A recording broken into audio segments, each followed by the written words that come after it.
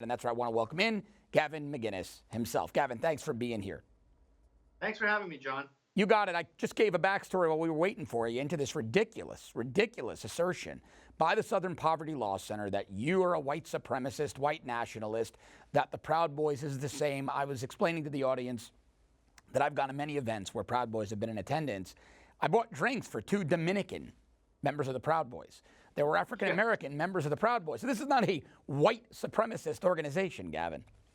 Well, they sometimes they dial it back and they say, okay, I guess you're not racist, but your kind of nationalism can lead to white nationalism. It's a gateway drug. Ooh, don't smoke pot, you'll end up doing heroin.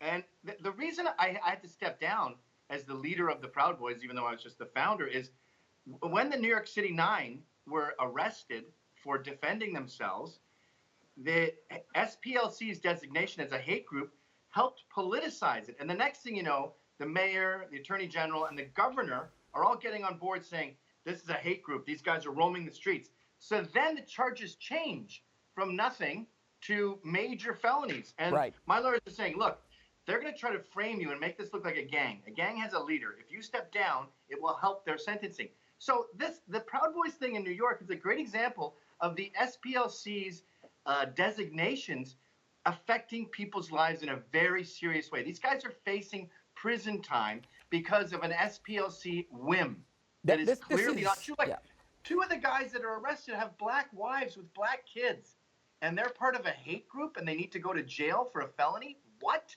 It's ridiculous. It's ludicrous. Now, I don't have a copy of the complaint in front of me. I know you're suing them for defamation, tortious interference. Give me a brief detail of the suit and what the actual specific allegations coming from your side are. Well, it's like 90 pages long, and it lists all the different things they've done to destroy my reputation and my career. And the Proud Boys are inexorably linked to all that, of course. But, you know, it's okay to criticize someone. No one has a problem with that. But you get to a point where you make them unable to do business, unable to have a career, unable to have a job. That's tortious interference. Yeah. They don't just say, this guy's not my cup of tea, though they talk like that. They have headlines like, you want bigots, Gavin? This is how you get bigots. So they have this snarky, bitchy babysitter tone. But at the same time, they completely destroy people's lives. They get people arrested. They get people's banks to call them and say, you can no longer bank here. They started out with noble intentions, I believe, helping farmers and taking out bona fide hate groups. And then they just went, wow, the more I scare people, the bigger the check.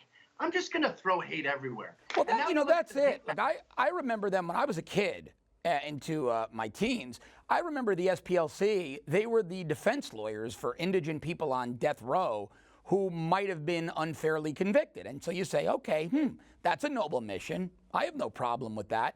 That somehow morphed into, what was it, like a training ground for law students, really, right, to get their feet wet in criminal law. That morphed into them being the nanny state of what is hate and what isn't. Which group is a hate group? Which group might have supremacist leanings and which don't? They became this arbiter of right and wrong very subjectively. When did that happen? At which point were they given that much power, that much credibility by groups like the FBI? That's what's scary to me. That's the worst part. The FBI has stopped using them, I believe.